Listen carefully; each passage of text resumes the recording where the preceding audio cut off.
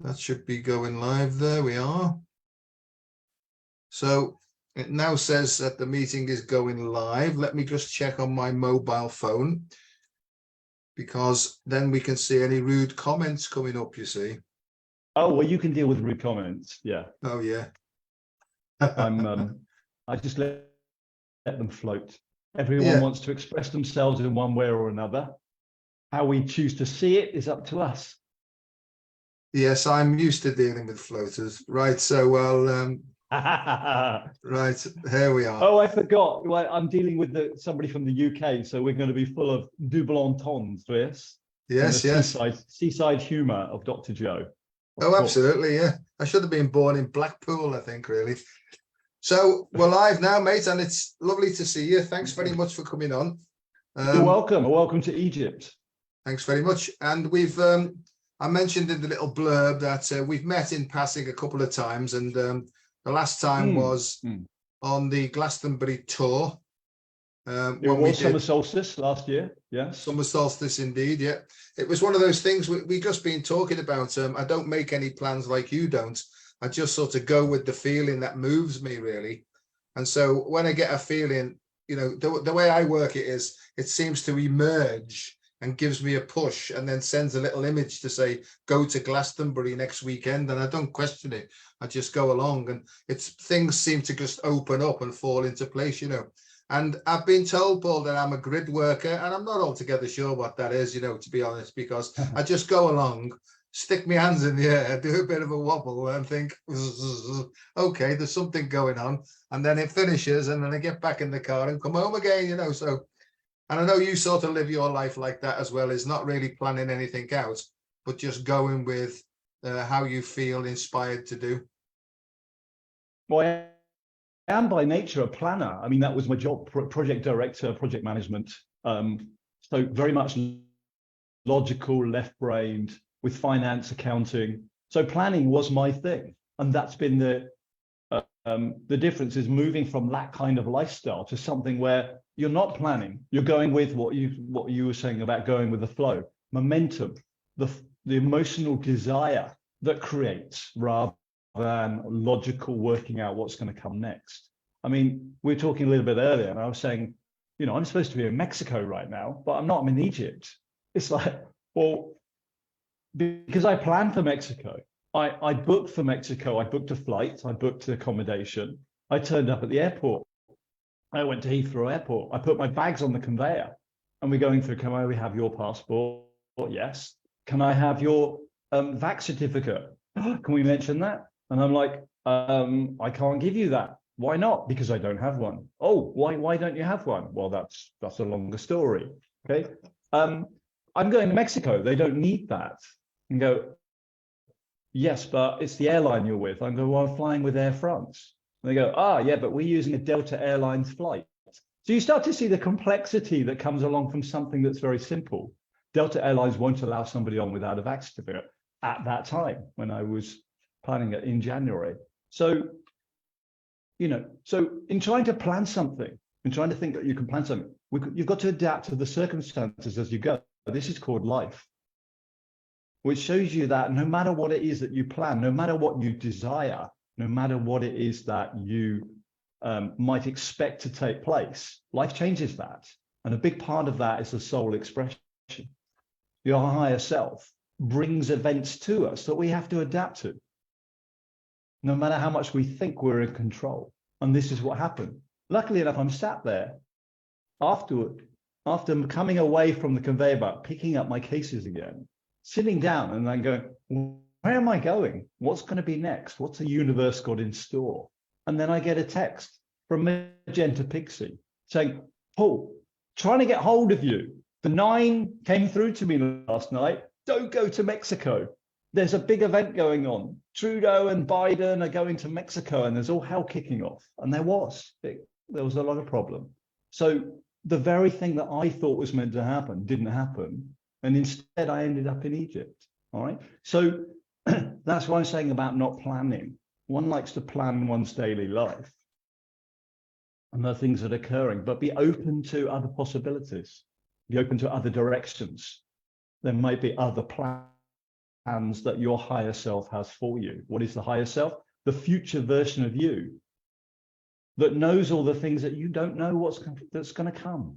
Just in the same way that you know all the things that you've accomplished and done so far in life, your higher self is that one step ahead and knows what you've still yet to achieve. So it's that allowance of soul expression. If we could sit there and go, what am I supposed to be doing? You know, what's my purpose? What's my role? But the soul expression is something that's greater than you, that creates the momentum that moves you forward to do certain things. You do stuff that I would never do. You know, I'm happy going swimming with hammerhead sharks and whale sharks in the Galapagos, but I'm not sure if I climb in a river or a sea and swim a couple of miles like you do. That's not, I wouldn't do that. I would go, oh, I couldn't do that. And yet there's things I could do that you might not choose to do. And that's what I mean about soul expression.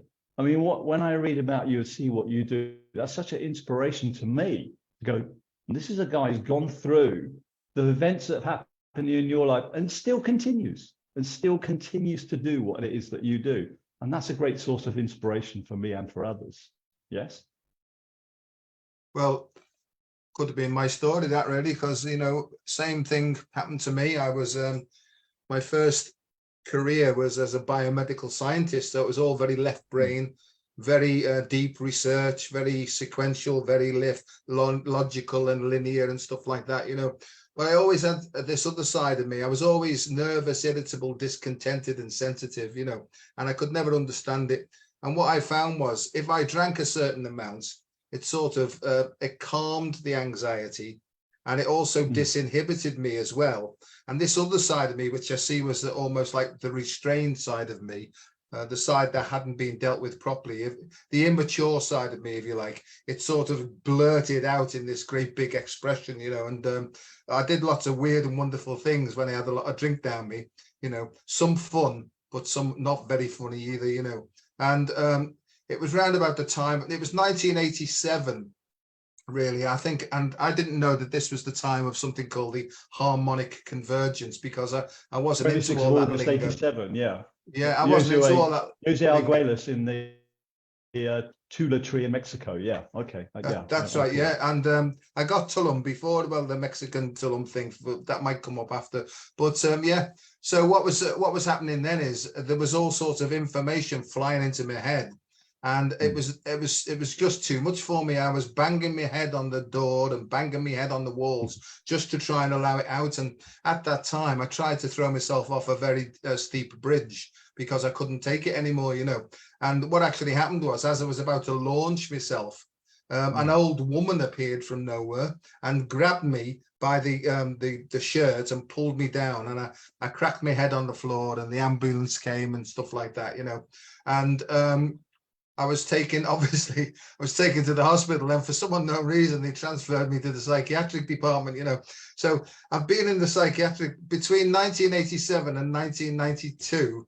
I had six visits to the psychiatric department, you know, because I just didn't know what the hell was going on. And I know now it was the spiritual awakening, and that really the information was coming in so quickly, but I couldn't process it. I didn't know how to process it because I was emotionally immature, oversensitive, if you like, and I didn't understand how to regulate my emotional processing, you know. I do now, and strangely enough, it led me into doing a PhD on how breathing and the heart are intricately connected, you know. So I call myself now something like a systems neuroscientist. I change my job role every week to fit in what's going on with my life, you know. But really, how about everything's connected? But because human beings label things, we tend to sort of box stuff off and lose the connections, really. So I can see now that because I sort of teach mindfulness and helping people to create a space where they can almost become objective about their own subjectivity, you know, and get a bit of space to understand what's actually going on with their internal operating systems, you know. So that's how I got into it. But, you know, Paul, I just feel that I'm only ever scratching the surface, you know. Every day is something else pops up and I think, Christ, I never saw that before, you know. And I don't, you know, you talk about sort of I think extraterrestrial guidance and stuff like that, you know. That's not really something that I spend much time thinking about. But when I'm sort of lost and don't know what to do, I just go into this slow, deep breathing with a positive emotion, which seems to open my heart more. And then I just say, I have my left ear and I've tuned into my heart, and I just say, I'm a bit stuck here. Could you possibly give us a clue, you know? And I tap on my heart, and I don't get the answer there and then. Sometimes I do, but I tap on my heart and I say, I'll leave it with you. Give us a shout when you've come to a solution, you see. And generally speaking, what happens then is, you know, there's all sorts of synchronous events happen. I might get a buzzing in my ear or some flashing lights, and then I stop then and try and listen in. And generally speaking, the guidance comes through, you know. And like you, I just live my life one moment at a time with hardly any expectations of what's coming up, because, you know, as soon as I plan anything, right, it's like in the morning, you know, I still do it. I do a to-do list and say, you know, put 10 things on the to-do list, right? And I think, this is what I'm going to do today, you know. And at the end of the day, I look at it and maybe I've done one of them off the to-do list, you know, because as you say, life comes in, and I'm sort of sensitive now to just living one breath at a time. Yeah, but it's you made a good point about labeling. I mean, that seems to become a modern expression of or a modern way of trying to define what is going on, trying to make sense of things, rather than just allowing things to happen, for them to come and go. You know, at the moment when somebody's ill, they want to label it. What is going on? What do I need to do with it? What medicine do I need to take? What method do I need to get rid of it? Rather than going, well, hang on, this is maybe getting me to slow down. This is maybe stopping me pursuing a certain route or moving in a certain direction. So let me just rest, because these things can go as quickly as they can come without the need for a chemical interference along the way. In other words, form of drugs or pharmaceuticals. So a big part that I've seen in reading about you, etc., is about vibratory medicine, which I think is number one modality going forwards, is about vibration. And whether it's in the form of medicine or whether it's in the form of practices where we practice moving into and changing our states of energy from one state to another through vibration. As you said, you think a happy thought, or you try and create a happy feeling. You know what that happy is, but somebody else may not. You know what your happiness, you know what that feels like. Okay, so trying to think of something that makes you happy as opposed to feeling it. So in order to move through vibration, it's knowing where you're going to go, how you're going to feel on the other side of something. Okay, all right. So if somebody's ill, how does it feel to be on the other side of that illness? It's not knowing, is it? It's a feeling. How do I want to feel on the other side of something? So a big part of my work is based on that. Not what do I need to do? What do I need to say? What do I need to write? But how do I want to feel on the other side of something? Because vibration then tunes into how the universe works in terms of frequency. The universe doesn't worry about what somebody does or says. It works on frequency. Where are you in the scheme of things? Where do you exist?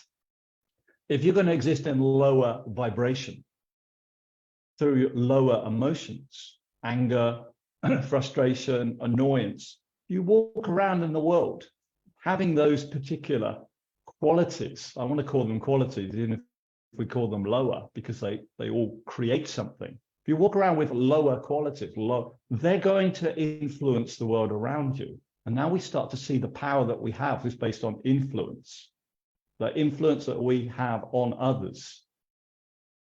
Now, whether that's on mass influence through thousands, through reaching out with internet or, you know, videos, or whether it's just on the next door neighbor or on your immediate family, it's still an influence on those around us by the way that we are. And this becomes the most important thing going forwards, the ascension process, the influence that we have on others by our own expression, the way that we are around others. So the big part of my journey is that reinventing myself wherever I go. I come to Egypt, I'm not equipped, blonde hair, blue eyes, white skin, gender, what, and you walk into an environment where you walk out into the street and you don't speak the language, you don't know the customs, you don't know the culture. So there's a very quick learning process of kind of reinventing or adapting to the circumstances that I'm in because of the influence of the environment that has on me. So it's reinventing yourself. It's like having many, many lives within a few months.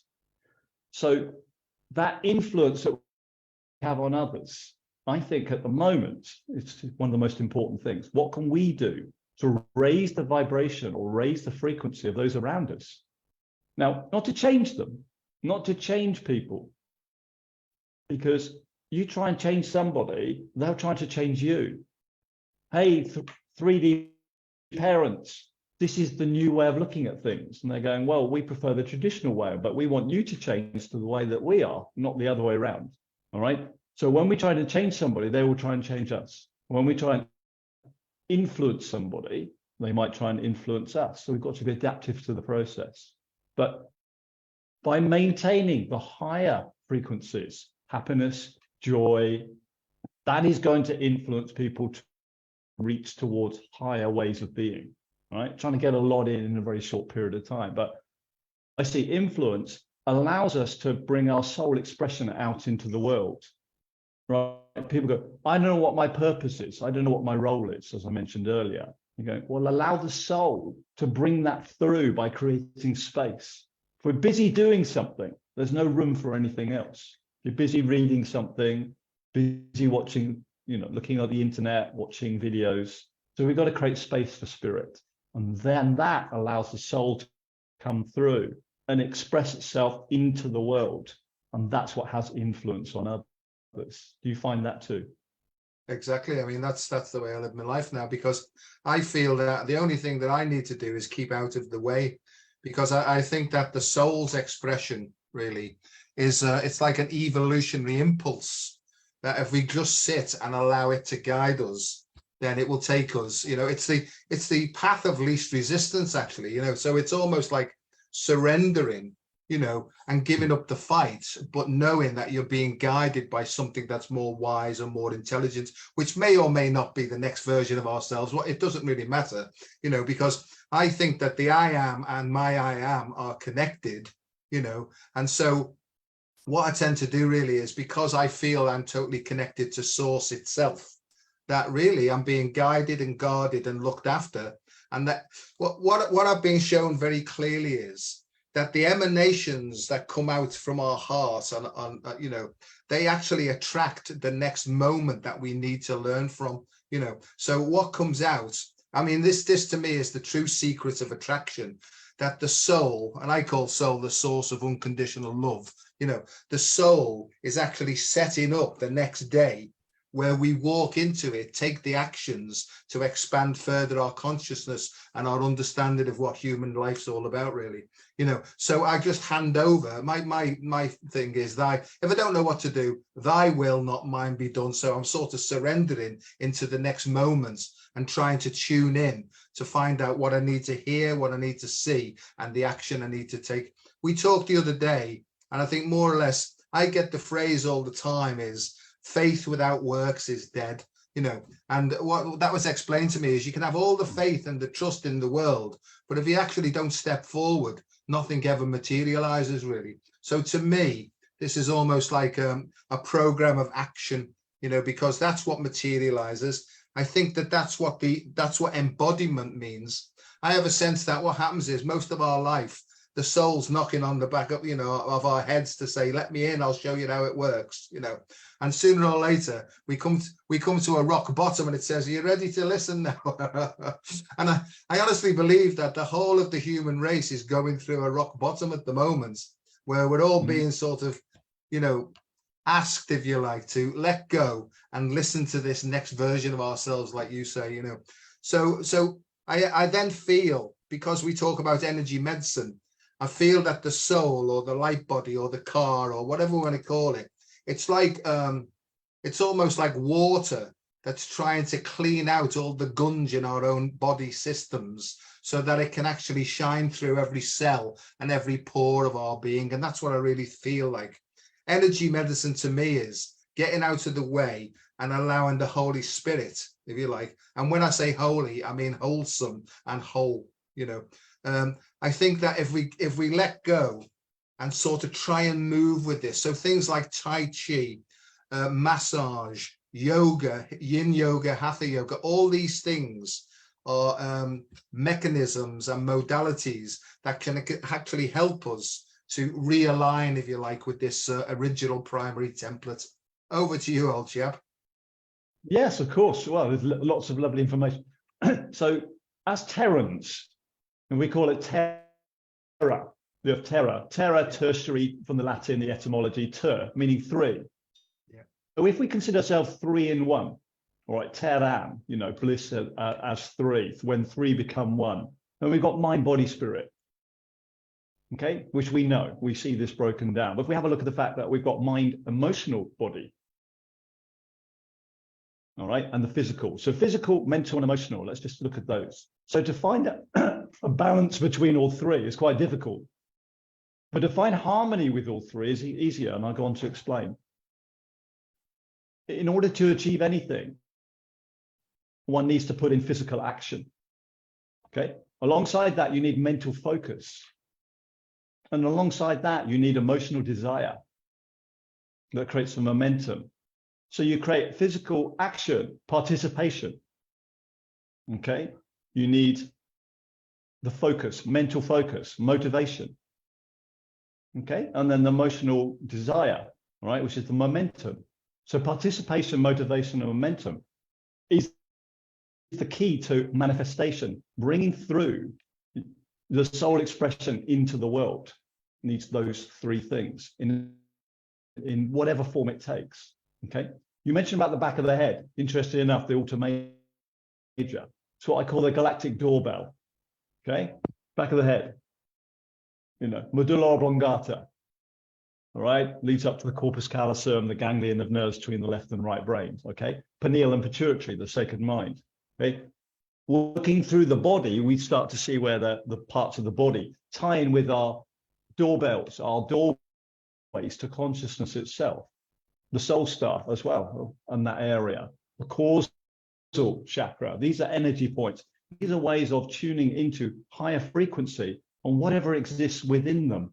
When we go to a radio dial, in the days before that, you know, we press buttons, but we move dials. Yeah, you turn the dial and you get rock and pop and opera and country. I speak about this quite a lot in my sessions that I give.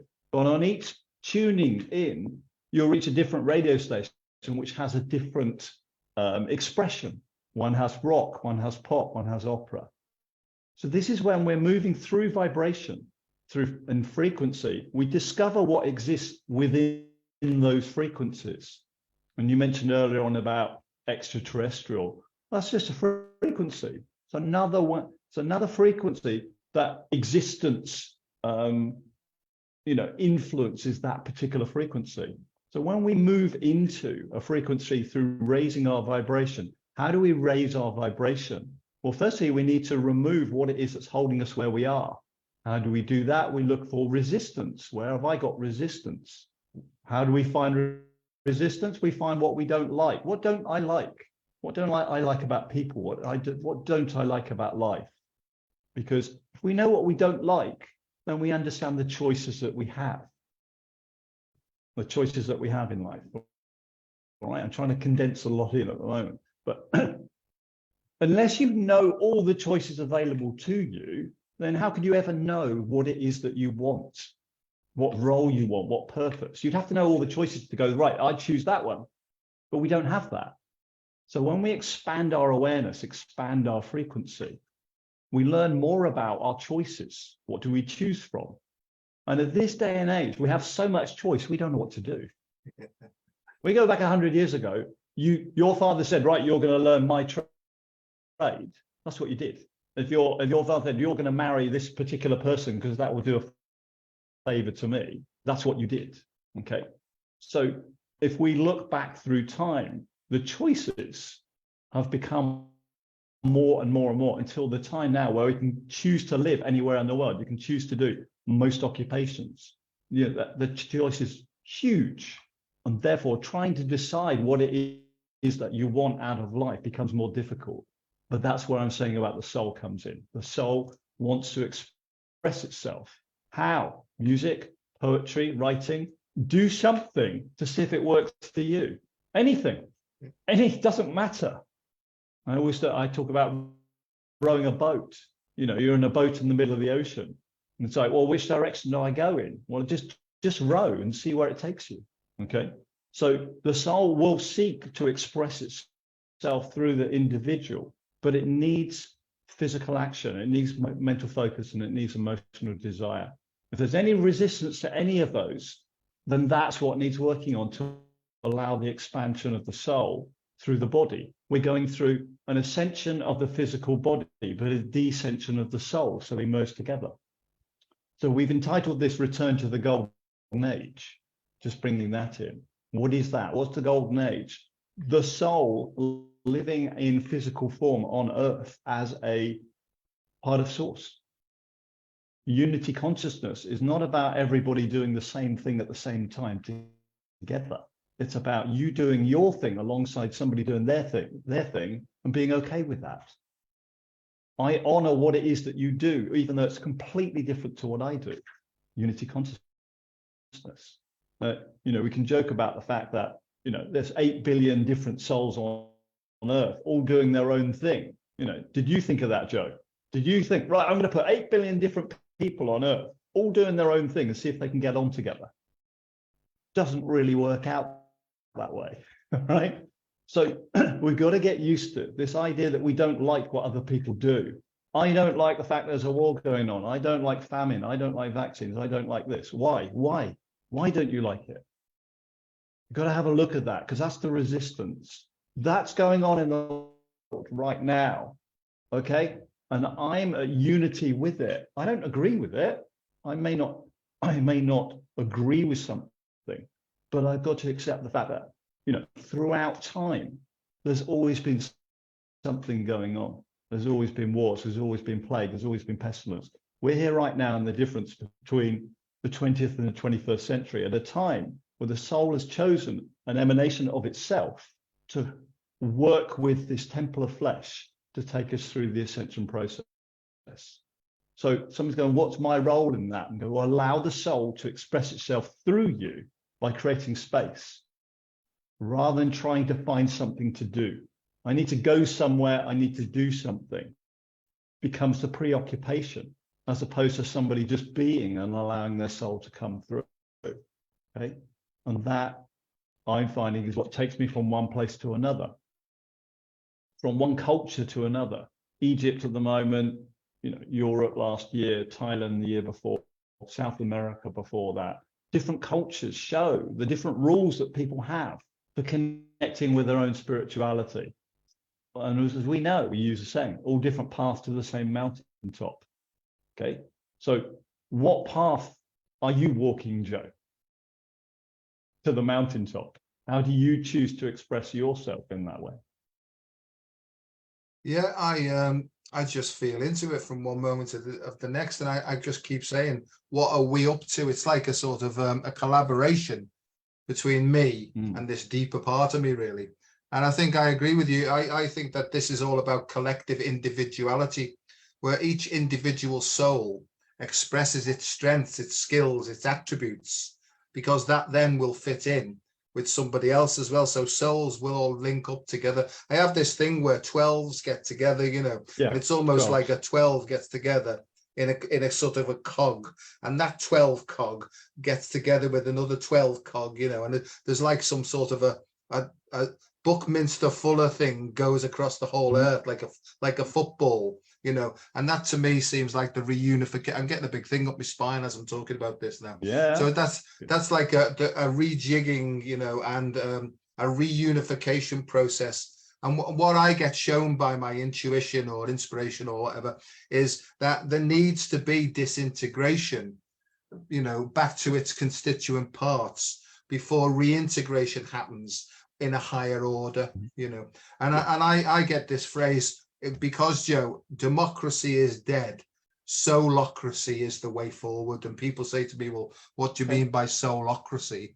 And it's basically what I've just said. Other things that come to me, Paul, because I like you, I get phrases fly in and I have to say, oh, that's very nice there. What does it mean? And I have to sit with it and try and figure out what it actually means, And I got this thing is, you need to write up this I am approach to health and well-being. And I said, well, what do you mean I am? And it's because the I am is the eternal presence. We know that. And I said, well, why have you, how do I do it? And he said, it stands for internal asset management. And it's about innate intelligence and individual specific soul attributes. And I'll say, well, run that past me again, please. What does it mean? Joe, just show people that what they're looking for is not in here. It's in here, it's under their nose, and I say nose with a K, because it's moving past knowledge and stored memory to beyond memory into a space where there's just feeling, and like you said before, to me, the more that you can just sit and allow yourself to just surrender, I think what happens is over time, we get sort of more accustomed to more subtle vibrations that guide us in a different way. And I think for me, that's how it works, that the deeper I go, the higher, the higher my understanding is, whatever that means, Paul, but it seems that my consciousness expands and I get a bigger menu of options to choose from.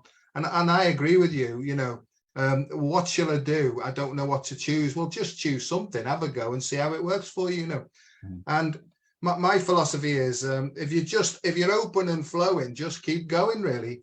And I think that, how do you know when you've come up against an obstruction? Because you can feel almost like a self-contraction happen, And so I feel that lots and lots of people are so, we talk about out-of-body experiences. I think that 99% of the population, right, is living out of body and just in like a head, really. And I think my job is to help people to understand that it's probably better to go the other way down and reconnect with Mother Earth. And I think then that the circuit will be reconnected and then their intuition will start to guide them. People say to me, well, what shall I do? And I say, well, I don't know what to do, right? I only know from one moment to the next what's coming up. So don't be asking me, because if I tell you to do something and you do it and it doesn't work, you're going to blame me. I said, so this is about your own responsibility. Go in there, get in touch with your intuition and start forming a relationship with your intuition and allow it to help you to navigate through the lunacy that's going on planet Earth at the moment. So that's how I do it. And there's another thing, because I have like, I don't know about teams and stuff like that, but I have sort of all different sources of information that comes in. And I've got a real joker with me, right? And he said to me, Joe, here's another book for you. It's called The F-Off Approach to Health and Happiness, right? And I said, I can't say that, F-off, right? He said, no, it's not what you think, Joe. It stands for focus on feelings first. And I thought, of course, brilliant, brilliant, And I had a chat to some of my professional colleagues in the medical, profession, and they said, oh, you can't possibly say that. What about your professional reputation? And so they tried to steer me away from it. But most of the ordinary people who I get on better with, they said, it's brilliant, Joe, just go for it, So I will be doing that. Whether I do it under a pseudonym or not, I haven't decided yet. You've got to be you. I mean, that's the key thing. I mean, you've got to own what you are, not who you are, but what you are, okay? Because that's the number one, for the soul to find you, for the universe to find you. You can't project another image of yourself in which to send all your information through. This is what's happening in fourth dimension, all right? The virtual reality world is to create an image of yourself that you want other people to see you as. Yeah.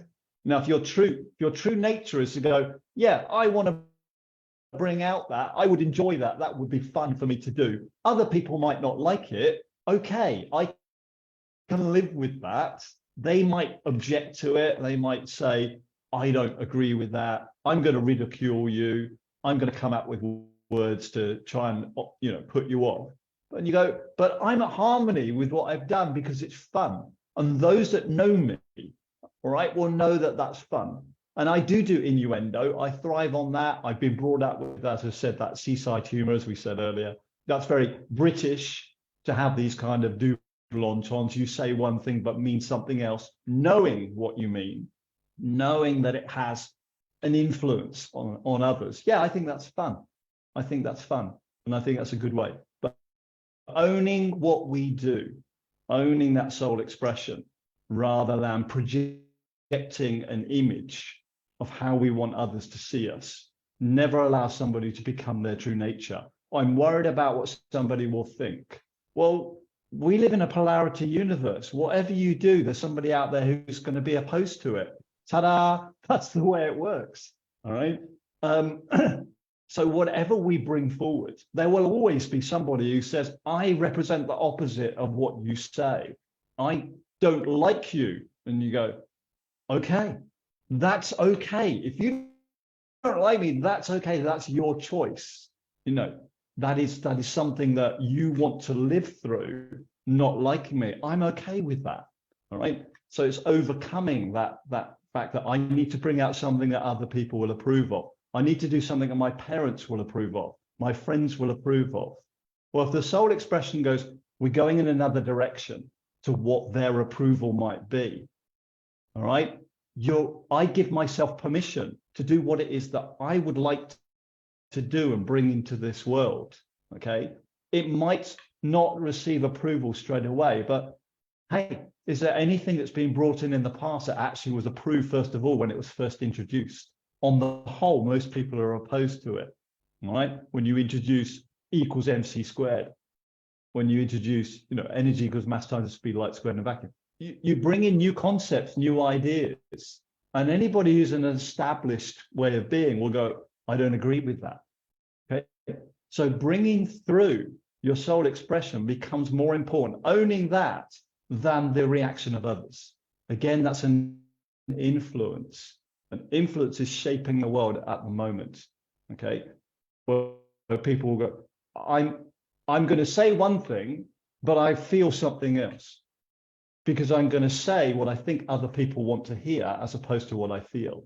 And we see that just as much in the spiritual community as we do in the political scene or the financial scene. Okay, the reality versus the virtual reality. Now, you mentioned about the 12 earlier on as well. I just get what you speak comes back again. So the 12 is the sacred geometry for fifth dimension. The 7, we have the 7 chakras, 7 days of the week, the 7, from the Muladhara, the root chakra, to the, Sansahara. But in order to be able to expand frequency, as we spoke earlier, we need to hold energy points outside the physical body that would be too high in vibration to be retained in the body. So we've got these other energy points around us in our toroidal sphere of the 12. There's far more, but 12 are the main ones, the main anchor points that we have to hold fifth dimensional frequencies. This came into effect from the 29th of July, 2013. So one of those key dates that comes in, all right?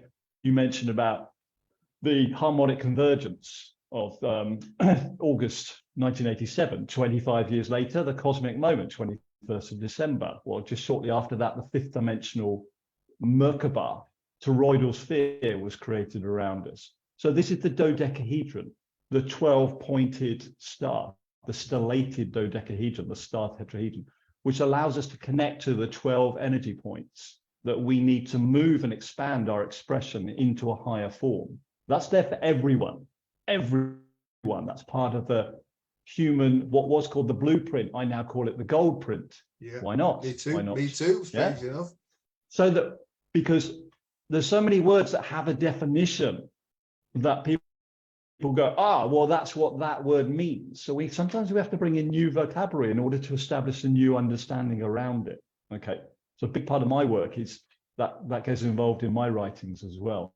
The archoric being, which means the golden aura that exists around an individual, okay? The expansion of the heart into the gold. So the return of the golden age, effectively, is the expansion of our energetic expression into frequency, into creation That's beyond what third dimension has created a barrier around. So if we're going to bring this golden expression of ourselves into the world, the first thing that's going to happen is somebody's going to object to it. They won't like it. Oh, that differs from what it is that I know. That doesn't fit into my pattern of existence. So I don't like it because it threatens my existence. Okay. So we are going to go through a period of time where individuals will go, this is the key phrase that you've heard so much. I don't identify, all right? Fill in the sentence after that, but let's just look at it. I don't identify with what's gone before. I identify with something else. I don't identify with being human. I identify with being a cat. And everyone goes, what? That's crazy.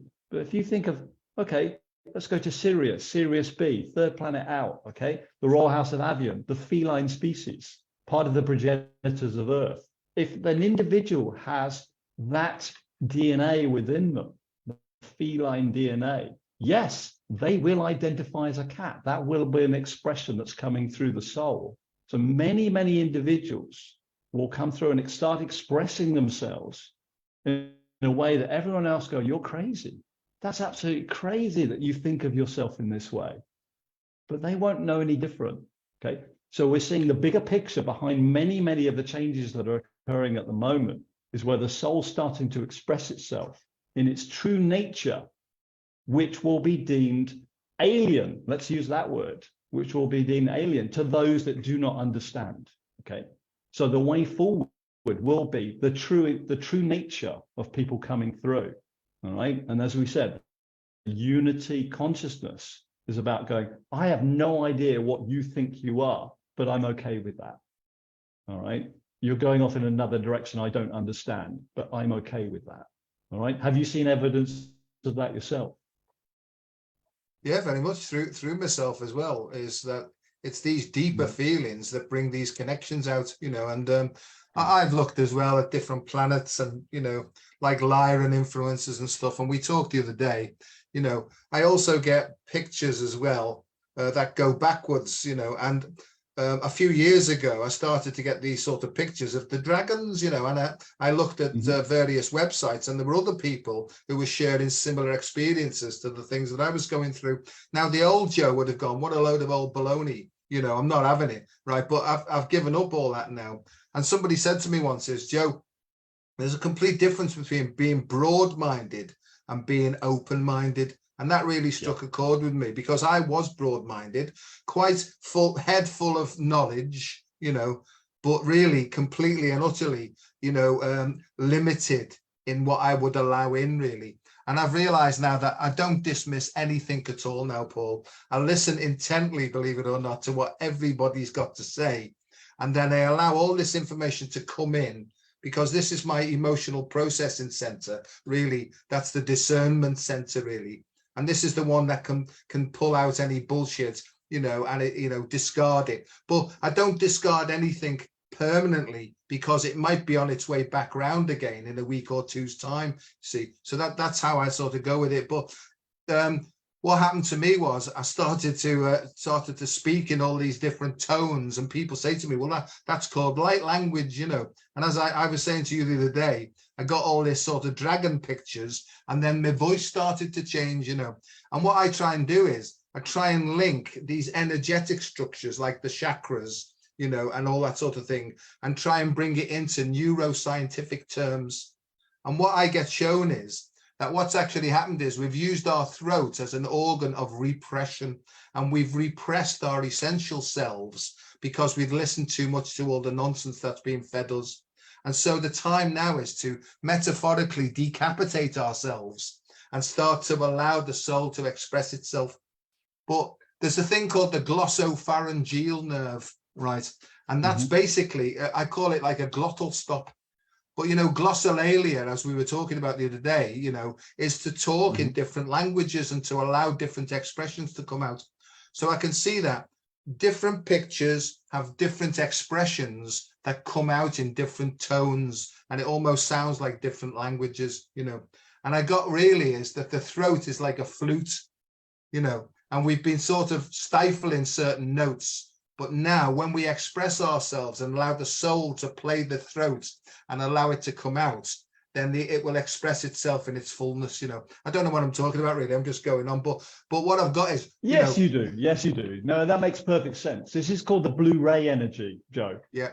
All right, which Michael is very much associated. Protection, strength, and courage. We need to have courage to be able to speak in this day and age.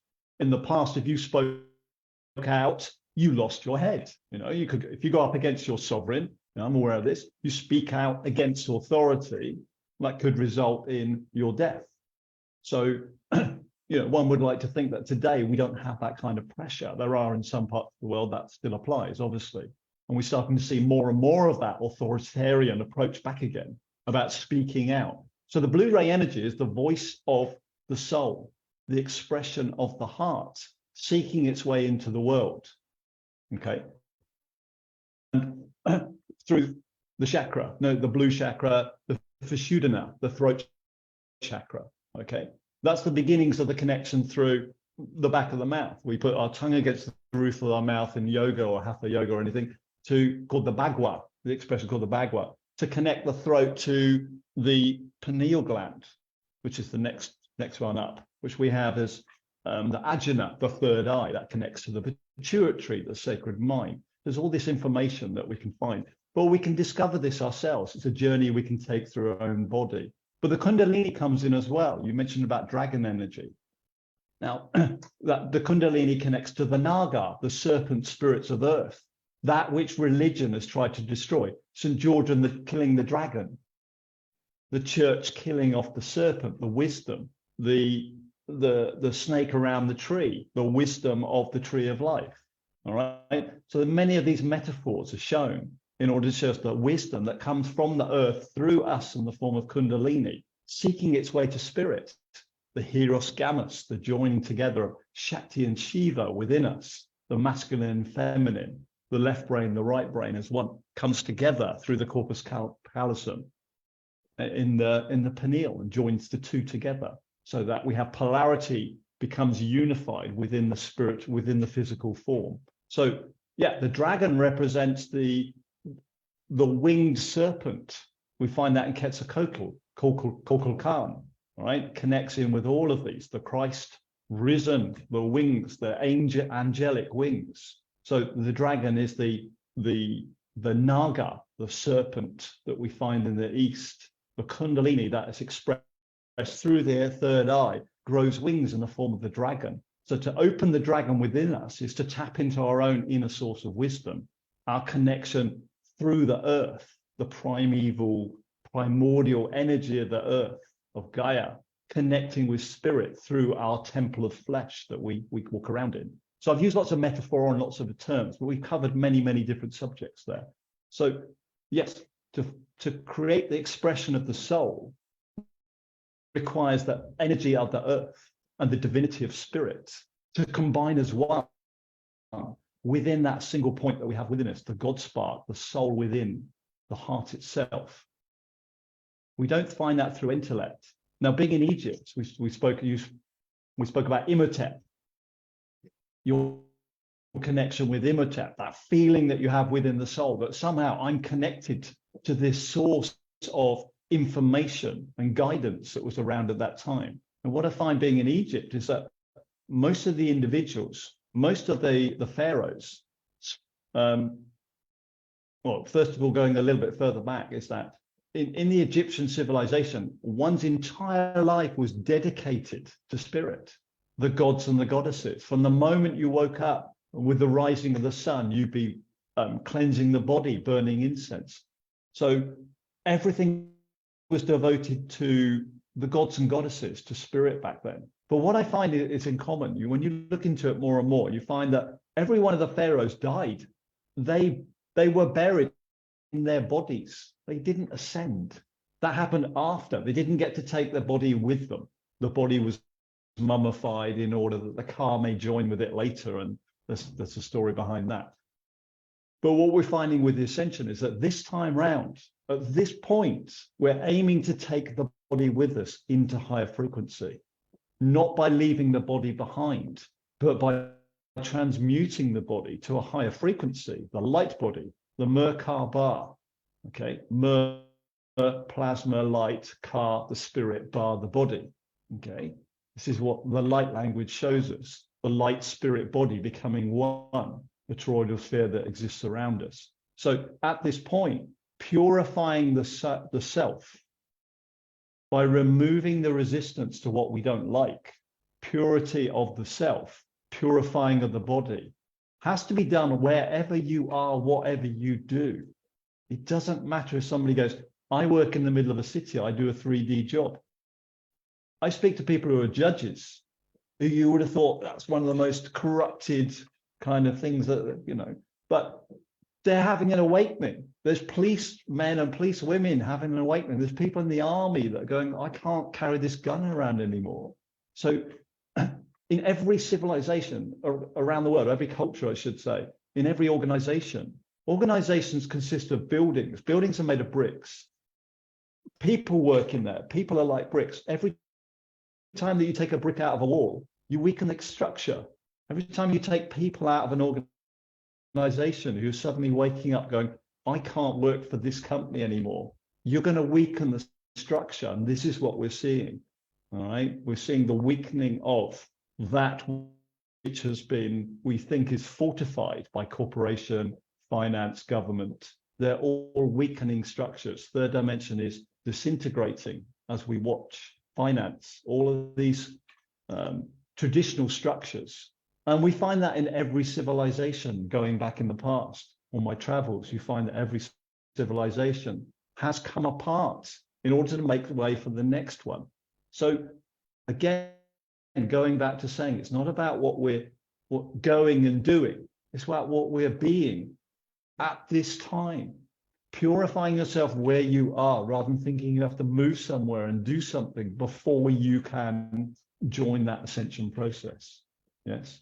So, well, a little bit of a soliloquy there, but bringing in those words. But so wherever somebody is, just be, express yourself as you are, wherever you are. I think that's a good adage to put forward at this time. Yes. The time's nearly caught up with us. We've got 10 minutes to go, and I think in that 10 minutes, we're on a time limit. Okay. Well, I think so, really. But in this 10 minutes, you know, my whole sort of reason, if you like, or feeling for setting up this Getting Real with Dr. Joe thing was to offer people simple, straightforward, practical tips that might sort of de-obstruct them and allow their expression to come through more freely, you know.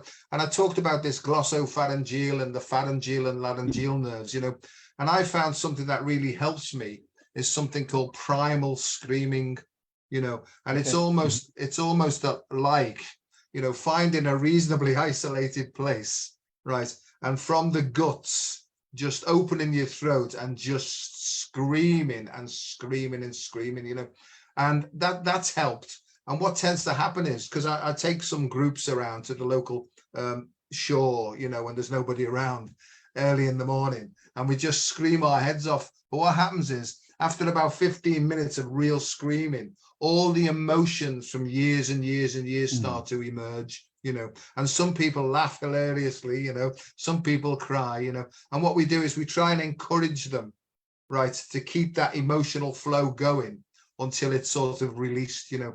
And what tends to happen is lots of people have psychic changes that happen and their perception changes. And like I spoke to you the other day, I think this is really about a paradigm shift where people are starting to see things in a different way. Their values are changing, their tastes are changing. And if that's happening to people, I feel that that's a very, very positive thing. So that would be something I would suggest. Other things are very, very simply, and what I did my PhD on was slow, deep breathing, you know, and it's important to try and get around about 6 breaths per minute. And that's simply in, 2, 3, 4, 5, stop, out, 2, 3, 4, 5, stop. But the idea would be is to place their hands on their heart area. Just put a little pressure on, just so they know that they're doing it. And imagine that they're breathing there. But to go back to the positive emotion, if they use their head for the purpose of thinking something that brings with it a feeling of love and peacefulness and joy, So if you've got a child, for example, you might, pick your favorite child. Don't tell the others that it's your favorite child. But if you bring that picture of the child into your mind, it generally brings with it a feeling. Once you've got the feeling, if you can breathe that feeling in, right, you can get shut of the kid then. Now, if children don't work for you, you can use a pet, might have a cat. If when you say children don't work for you, you don't mean actually work for you. You mean yeah. If that doesn't work to bring in that feeling, because you might have a child, right, who's a pain in the bottom, So it's something that brings with it that feeling. So if children and pets don't work, maybe think about your wallet or something like that. Anything that brings with it a smile, because it's really about cultivating an inner smile and trying to keep hold of that smile, because that will keep the gates of your heart open and allow the soul to come up and express itself more freely, So just to give the science, and I'm going on a bit, but just to try and give the science, the yin and the yang and the sympathetic and parasympathetic nervous system, this is not about one being better than the other. It's about them working, like you said, in a sacred union. So when they work together, they actually start to cooperate. And it almost like allows the soul to express itself, almost like a child coming out to play that's been in a sort of deep, dark cavern for a long time, So it's about really being gentle and allowing this golden child to come out to play while its parents keep an eye on it, So the breathing is important, because as we breathe in, the heart rate speeds up. And as we breathe out, it goes down. So if you can get that feeling, and just breathe in life, breathe out love is what. Yeah. I have another one. It's a bit rude, but it's breathe in the light and breathe out the shy. But I'll let you to think about.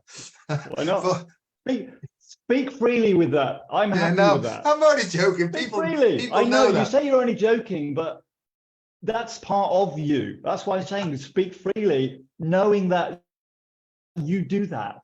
I'm happy with the fact that you do that. I don't have words that come through me that express myself in quite the same way. Hey, that's just the way I am. But live that, own that. That's what I'm trying to say. That's your expression of how you connect to the world. It's amusing. Some other people won't like it. Okay, that's okay. All right. The reason I don't do the full one is they go, oh, he was going to say shite then, you see. So there's a little bit of a joke at the end of that as well. So I accept fully. Yeah. So so that's what I would say, is the breathing's important, but also the opening of the throat and allowing the soul to express itself, And if it comes out in all that, allow that to come out as well, But have you, Paul, got any sort of straightforward? Well, I can use something that, along the similar lines to what you're saying. I'll just bring in for the last few moments is what I call where five rivers meet, which is a technique that I use for, a form of meditation. The idea is to take somebody with a brainwave state, just say we take somebody from the beta state, how they normally process everyday information. The alpha state is more the relaxed state or focused or concentrated state. The theta state is where we're starting to move into brainwaves that connect us to the deeper part of ourselves. Okay, so the theta, we say, the bridge to consciousness, one could say. And in order to get to theta state, which is the connection to the space within, the God consciousness within us, we've got to look at what the senses are doing, the five senses, taste, touch, smell, sight, and sound. Now, if you're putting yourself into a meditative state, not everyone can sit there, cross your legs, a bit of eat, pray, love coming on, and just go into nothingness. So what we can do there, as you said, with the breathing, but we can have a look at the senses and go, right, okay, what is it that I'm seeing? All right now, I if I close my eyes, what is that what images are coming up? And then just acknowledge them. Okay, this is what I'm seeing at the moment.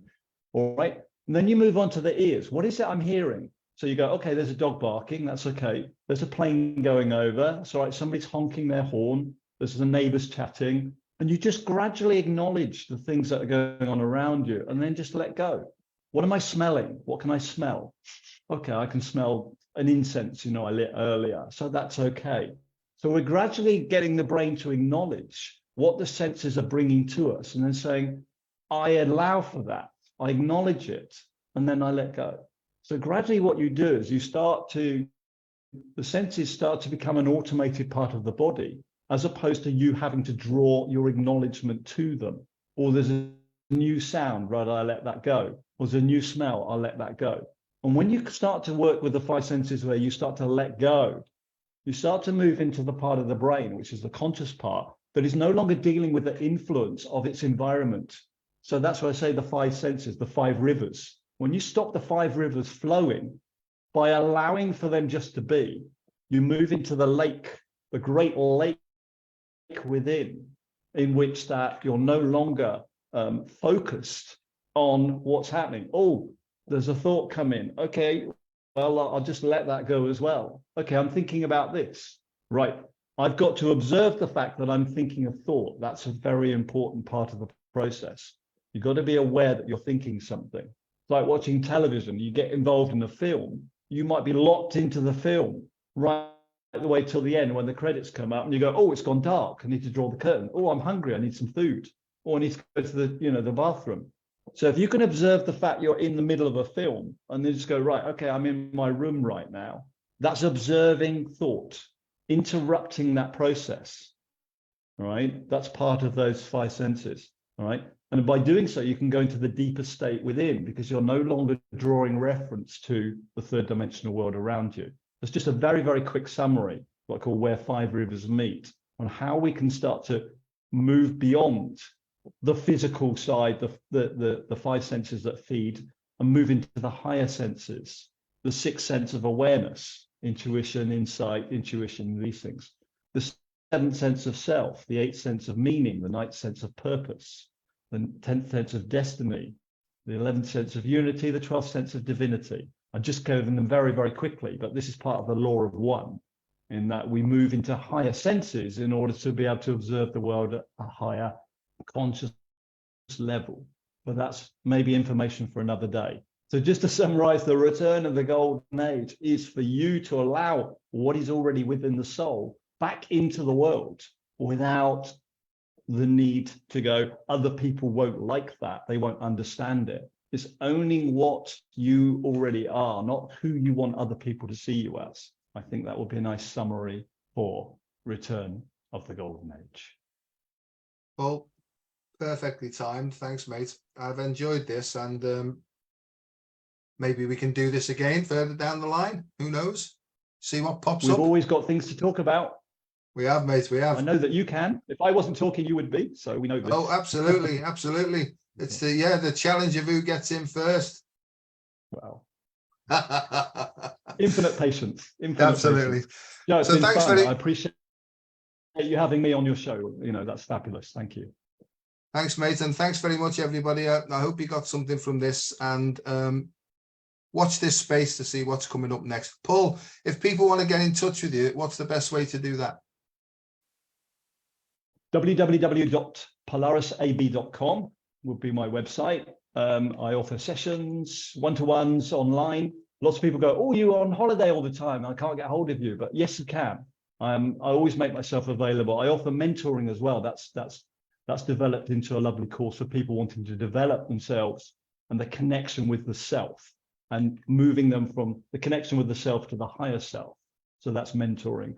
Facebook, as you probably are aware, I write virtually every day. There's always information to come through. I don't really use other platforms very much. I'm not a Twitter, I'm not an Instagram, these. So Facebook is a tool. A lot of people say, don't like it, but it works. It's a tool, it's a tool within the shed for us to use. But primarily my website is everything's on there. 4,500 pages now. So it's been 10 years of work.